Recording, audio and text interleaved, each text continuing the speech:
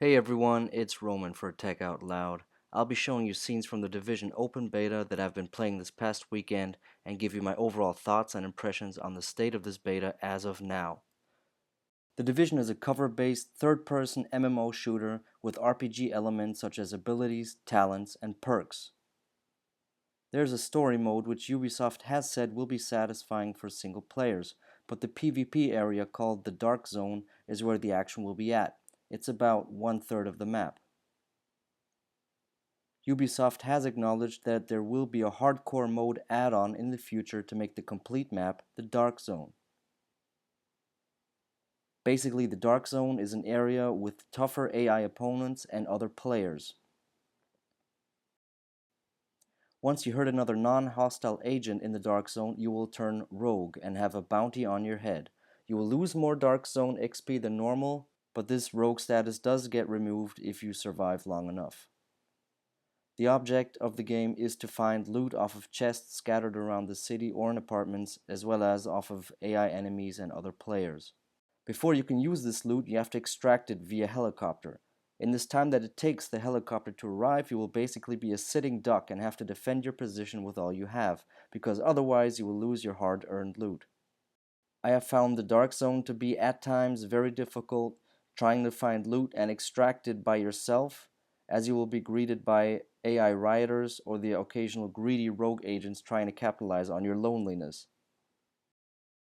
The system of loot extraction is what sets this game apart from other competitive MMOs, and it really encourages playing as a team and building strategies together. I have to say Ubisoft nailed it with their rendition of a virus-plagued New York City. It's a gloomy, unfortunate setting with dark alleyways, abandoned houses, and lots of barren streets to run along on the way to your next mission.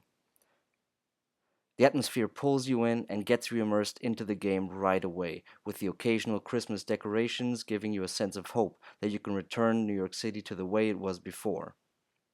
The battle damage that your surroundings take while you're fighting it out with the occasional street thugs or rogue agents looks awesome. Glass will shatter, tires blow out, and even the concrete cover you'll be resting behind will get chipped away when shot at enough times. You'll see people shuffling around doing all sorts of stuff, fighting over scraps, looking into cars, and just rambling to you while you're running past them to your next assignment.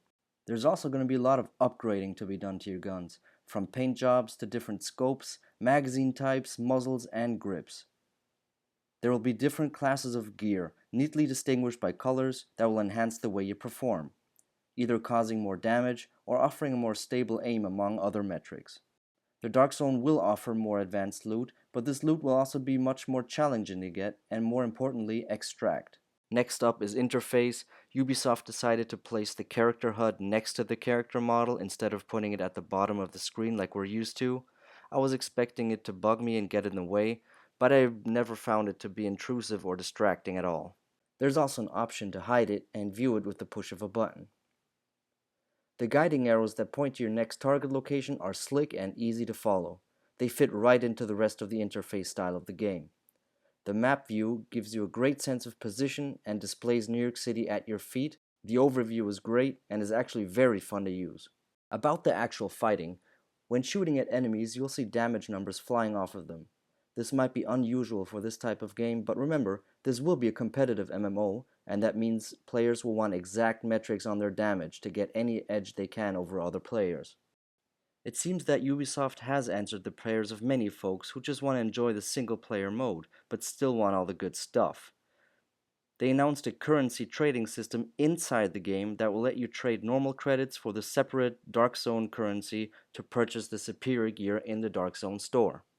I'm sure this unique loot system will be very rewarding once you successfully extract some great new equipment, but will also be the origin of never-seen-before frustration as a once friendly and trusted fellow agent goes rogue and stabs you in the back for all of your shit.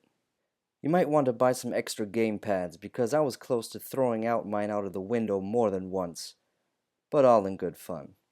We'll see what the future brings and what the final version with all the add-ons will bring to the table. Thanks for watching. I am Roman from Tech Out Loud. Take it easy.